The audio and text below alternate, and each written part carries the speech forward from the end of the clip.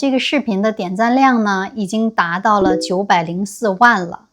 那这样去推断的话，它的播放量应该至少要达到几千万次，甚至上亿了。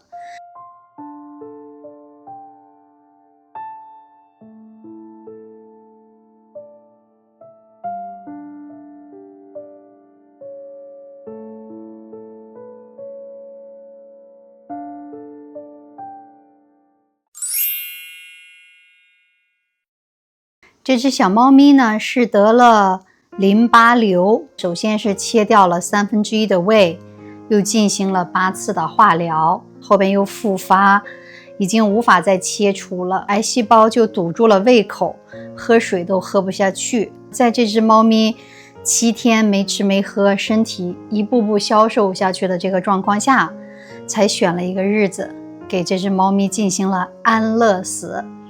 安乐死呢，就是注射一种药物，猫猫就会失去生命了。提到这个猫咪的名字叫做王发财，它为什么还加上了姓氏呢？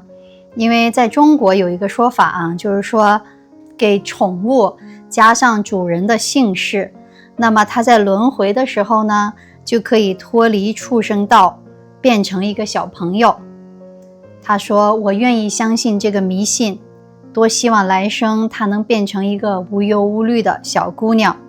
如果她还记得我，不嫌弃我这个妈妈，一定要再回来找我啊，我还在老地方等她。这是这个主人的留言。这个视频最打动我的一点呢，就是这个猫猫在被注射药物的时候，还是在拼尽全力回头，这样去看它的主人最后一眼。而它的主人呢，也顺势蹲下来，这个高度呢是最适合猫咪跟它对视的。就通过这个细节，我就能感受到它们真的都很在乎彼此啊。猫猫用几秒钟看了看之后，身体就慢慢倒下去了。这个主人呢，也是把它抱在怀里，泪如雨下，放声大哭。我就想到这个真的是宠物这一生带给你那么多的欢乐、陪伴和疗愈，但是当它要走的时候，真的是一场难舍难分的别离。这种痛，我觉得可能真的是只有养过宠物的人才能明白吧，就感觉心里一下就变得空落落的。我们来看一下几条热门的、点赞比较高的评论吧。首先第一个就是92.4万点赞的一个评论，是这样说的：嘿，人，下次见面就要把猫粮换成奶粉了哦。这句话的意思呢，就是嘿，人，这个感觉就是故意表现出来很酷的一种感觉，就是想淡化这种离别的悲伤。那后边一句话真的是很戳心啊，下次见面就要把猫粮换成奶粉了哦。这个意思就是说，因为这个主人嘛，期待这只猫咪来世可以变成它的宝宝，继续回来团聚。而这个评论，它以猫猫的口吻表达出，它会变成你的孩子，一定会来再跟你相聚的，就是让你悲伤当中突然有那么一点点希望，就还觉得挺感动的。所以它应该是说出了很多人的心声，所以点赞量特别高。那第二条，他截了一张屏啊，刚好就是那个猫咪用尽力气回头看主人最后一眼的这张照片配在这里。上面的文字写的是：妈妈，每天都要打1针，为什么今天你就哭了呢？模仿着猫咪的口吻啊，管主人叫做妈妈。这一点也是戳中了很多人的心窝呀。这一条也是以猫咪的口吻写的：人，我最后一次花你的钱了哦。这个感觉就是说，表面上看着像是在调侃，那我终于不用再花你的钱了，这下你应该开心了吧？其实用这种看似轻松的调侃，就表达出不得不离别的这种悲伤，同时呢，也尽量在缓解这种悲伤的感觉吧。就类似于虽然再见了，但是我不用再花你的钱了哦，所以你也不要太难过哦。就是这种比较调皮又真的是很戳心的这种评论，它特别能打动人心。但果然下边有一条回复啊，其他网友回复的就是说，猫，你花我一辈子的钱都可以，只要你一直都陪着我。所以每每看到这些网友们这样神来之笔啊，这样的互动，就心里就一下子觉得被温暖到了。我就觉得好像天南海北的人都因为这一只猫咪，大家聚在这个评论区，互相表达着真挚的情感，就是悼念着猫咪，同时也安慰着猫的主人。就那一刻，你觉得世界好像真的是挺温暖的，大家的心是连接在一起的。还有一条评论呢，点赞量也高达29.7万，他是这样说的：从网上看到一句话，你真心对待过的小东西，它核桃大的脑仁里只有你，它不会记得死亡和痛苦，只会记得你的罐头和你的被窝，还有你摸摸它的感觉。不要悲伤，爱和离别都是小猫想要教你的东西。其实何止是我们跟宠物呢，我们跟我们的亲人、朋友、爱人，甚至子女，不也都是最终有一天是会要离别的吗？所以一定要珍惜在一起的时光，不要把时间浪费在鸡毛蒜皮不值得一提的小事上。接下来再看还有一条，安乐的速度这么快吗？这个死字呢，它毕竟是一个不太好的词，所以说很多人在说安乐死的时候呢，就会把这个字给隐去，直接说成安乐。眼睁睁地看着小小的身体软下去了，养毛孩子的人看不了这些，害怕也会有这样难以抉择的一天。这里边有一个词啊，叫做毛孩子。大部分人呢，养了这种猫猫狗狗，都会把它当做自己的宝贝一样去对待，所以呢，它们只不过是长着毛的孩子，所以呢，被称为毛孩子，这是一种爱称。当然还有人称它们为喵星人。很多人都说猫咪去世之后呢，就回到了喵星球，所以呢，它们是喵星人。当然如果是养的是狗狗呢，我们就会管它们叫做汪星人。离开人类之后呢，就回到了他自己的星球，叫做汪星球，因为根据他们的叫声来定的吧。还有一个评论就是说17.3万的点赞，他说的那一刻他好像预感到了什么，回头一直盯着你看，好像最后一眼要把你刻进灵魂里。预感呢，就是说好像也没有什么明确的证据，但是就有那么一种感觉，什么事情要发生，这个就叫做预感。而这个灵魂呢，就是我们英语当中说的 soul。 一条评论是8.2万点赞的评论，他说的是你根本不懂泪点低的人，一瞬间眼泪就决堤了。这个泪点低呢，也经常会用到啊。他说的就是一个人比较容易哭，可能一点点小事情，他可能就忍不住就哭起来了。我们把这种称为泪点低。这种尤其指的是别人为你做一些温暖的事情啦、感动的事情啦，或悲伤的事情啦。甚至有的人跟别人吵架，还没等说几句话，自己就先哭出来了，这种就是都叫做泪点低的人。眼泪决堤呢，决堤是指的是河道旁边不都是有堤岸吗？决堤的意思就是说，这个发洪水之后，这个水冲垮了这个堤岸，所以呢，眼泪就像是决堤的洪水这样流下来，就是泪如雨下，这个泪水根本都控制不住，这个意思。还有一条也是很戳心啊，他是这样说的：人，假如有一天你在衣柜里长久不穿的衣服上发现了咪的毛，这是咪留给你最后的礼物。这个咪当然指的就是猫咪的意思啊。哇，这个感觉也真的是很戳人哦，因为你可能好不容易渐渐地走出了这个失去他的这种悲伤，然后你不经意间拿出一件很久不穿的衣服，发现上边还有着他在时候留下的痕迹，有他的猫毛。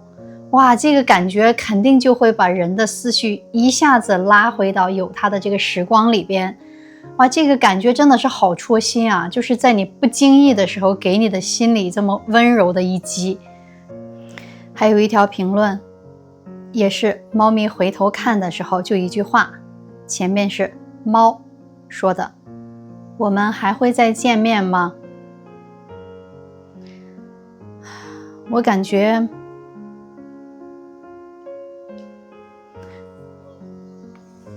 这句话好短啊，但是我突然觉得好悲伤啊，不能哭我是不是泪点也很低？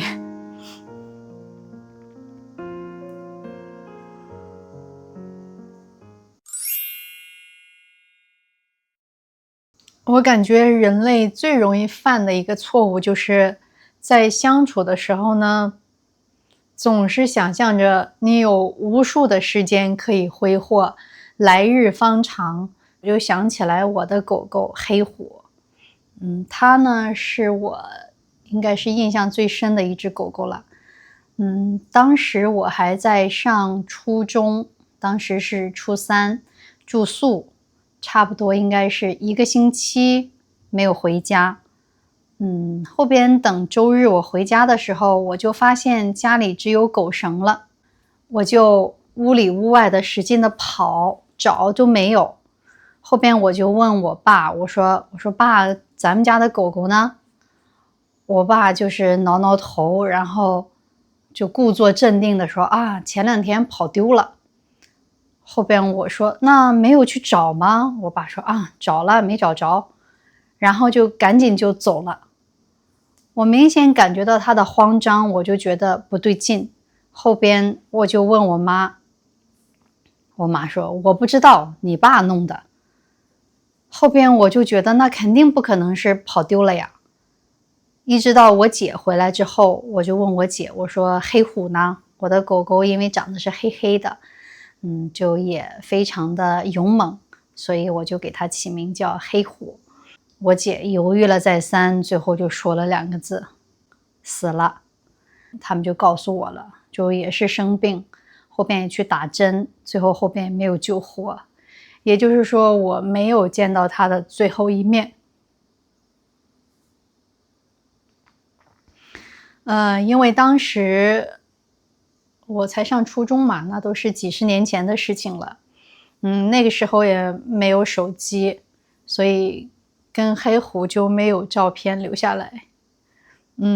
就是这么多年，我一直都觉得无法释怀，就总觉得有点遗憾嘛，没有跟他好好的道别。后边都已经是很多年以后，我还是觉得有点想念他。有一天睡前我就对自己说，我就说，如果你过得很好呢，不来也没关系。如果你想来看看我呢，就来告诉我一下。然后当天晚上我就梦到他了，他就真的来到我的梦里了。在梦里他就特别欢乐的冲我跑过来，就是跑到我怀里，我就抱住了他，他就真的来到我的梦里边了。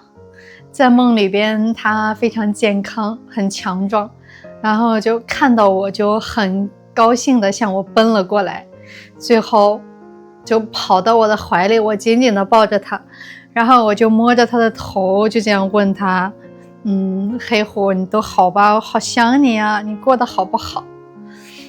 后边他就很开心的用头这样蹭着我，然后还发出那种呜呜的那个小狗的那个声音。后边就醒了。那也是那么多年之后我第一次梦到他。我看到他至少在梦里吧，我觉得我们俩完成了一个很好的告别。所以从那以后，这个事情才真的有所释怀吧。就是没想到今天提起来还是会觉得难过。在那之后我基本就没这么养狗狗了。实在是觉得这个面对离别书真的太难了。最后一条呢，刚好也是我想要跟所有养宠物的人说的一段话。我觉得就是看完这句话呢，才能让你慢慢的就是更容易吧释怀失去他们的悲伤。他是这样讲的哦：我们都要明白，毛孩子的生命就10几年甚至几年，这不是故意给他们缩短到这个时间，是这个物种的寿命本来就如此。你应该庆幸是他先离开你，所有的悲伤和难过以及想念都由你承担，而不是小小的傻傻的他们承受失去主人的难过和思念。我们可以想明白生老病死，但他们不能。他会一直等着你，一直想你，不明白你为什么再也不出现。所以可以完整的陪伴毛孩子一生，对他们来说是件幸福的事，对于我们也是最安慰的事。我们要做的就是在他们的有生之年里，尽可能的多陪他们玩耍，一起留下快乐的时光。在短短的这些年里，得一个宝贝，得一个陪伴，是作为人类弥足珍贵的情感。不必难过他终将离去，因为你爱了他一辈子的时间，他很圆满。哇，这句话真的就是让人觉得心里释怀了很多。虽然宠物离开的时候真的心里就难过到无法用语言来描述，对吧？就是整个一个感觉就是空落落的，难以名状的悲伤。但是换个角度来看，好像也真的很有道理。如果是人类先于他离开的话，那这个毛孩子未来的生活可要怎么继续呢？大家应该还记得这个忠犬八公吧？你看，人先于他一步离开了，他就会花一辈子的时间在那等待你，寻找你。他根本就不知道死亡这回事情，他完全不知道你为什么不要他了。那如果想象一下，让这么小小的萌萌的他们来承受这种离别之苦的话，好像我们可以送走他们，应该也是一件些许安慰人的事情吧。我真的受不了这种跟猫猫狗狗这种分别的场景，因为我自己也是个泪点超级低的人，很容易就被感动到。中医的角度来看啊，就是当人有温暖的心灵，也就是中医里说的热心肠，这个不仅仅是对你性格人际关系有好处，对你自身的身体也是有好处的。大家有没有这个体会啊？就是当你被爱的时候，被感动的时候，你突然就会觉得鼻子一酸，眼泪就下来，这个时候鼻涕也会流下来。其实这个时候就是那一股热流，那个温暖，那个善意在你全身上下就是打通了你身体的一些淤阻，把不好的东西就排出来了。所以一个人能轻易的被感动，常怀感激之心，泪点低一点，其实我觉得是一个特别健康的一个活法。我觉得当一个人活得就是铁石心肠，对一切事情好像都不再有反应，其实这个真的是危险了。我觉得很多人就会把自己武装起来嘛，就是好像表现得冷漠一点才不会受伤。其实这个是一种很弱的体现，因为真正的强悍它一定是温暖的，是张开的，是自然的，是热烈的，是通畅的。所以一切让你收紧的，让你觉得局促的，让你觉得紧张的，那些能量才是不好的。所以一个人把自己装扮成冷漠，绝对不是成熟，在我看来是一种变得越来越弱的一种体现。所以真的希望大家都无论在什么年纪，都能心怀热爱，心怀良善，然后用真诚和爱去跟这个世界对撞。我觉得这也才是真正爱自己最高级的形式。以上呢就是关于这个猫咪的这一小段小新闻，还有后边的主要的评论。人生呢，既然注定是失去呢，我们就在拥有的时候尽情的享受，好好的珍惜就足够了。你会发现万事万物都是这样的，对吧？缘起缘灭，有生就一定会有死。那既然这个开头和结尾都由不得我们来掌控的话，那我们就把中间的这段路尽可能的给它走到丰富多彩，没有遗憾，尽我们最大的可能去探索这个世界，拥抱这个世界，去感受，去享受，去爱，去创造。这样的话，我觉得这一生可能就真的不虚此行了吧。因为到最后你会发现什么都不属于你，只有你所经历的一切，你的感受是唯独可以陪伴你到下一世的轮回的。我是相信有轮回的，要不然你根本无法解释为什么有些人有某些天赋，他的这个天赋就好到别人可能花一辈子时间练习都追不上的。那这个东西从何而来呢？这个天赋很多时候，这个天赋他的家人是不具备这个东西的。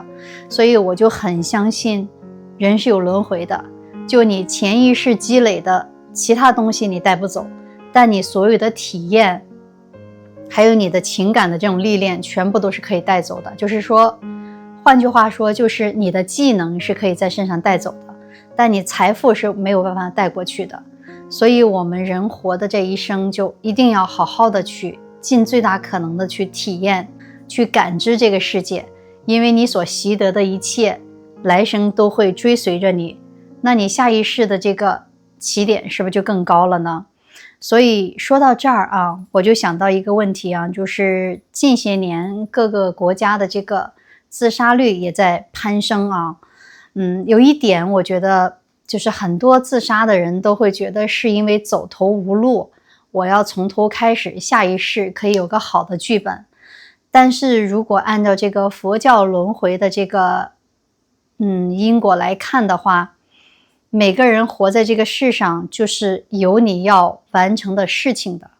换句话说呢，这个生命呢，借你一用来完成你在这个世界上的责任，而你自己私自中途就终止了这个责任，相当于这个作业没完成。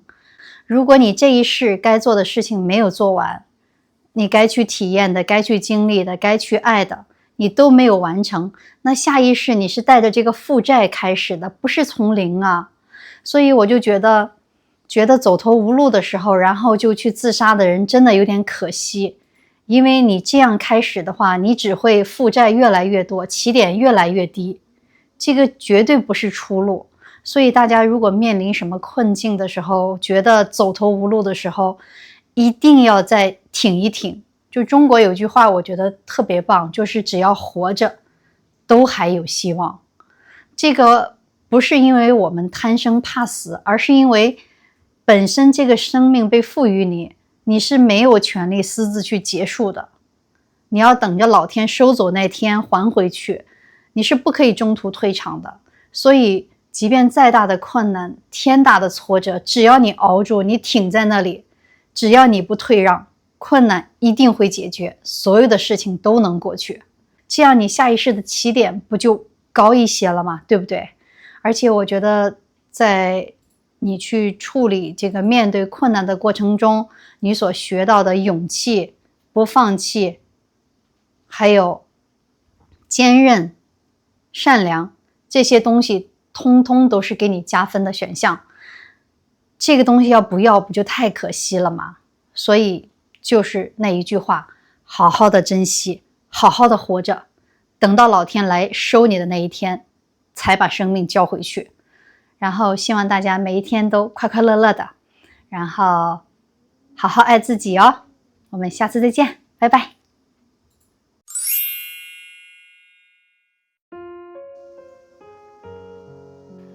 不要哭，不要哭！天呐，还哭，还要讲话呢。发财当然就是变得有钱。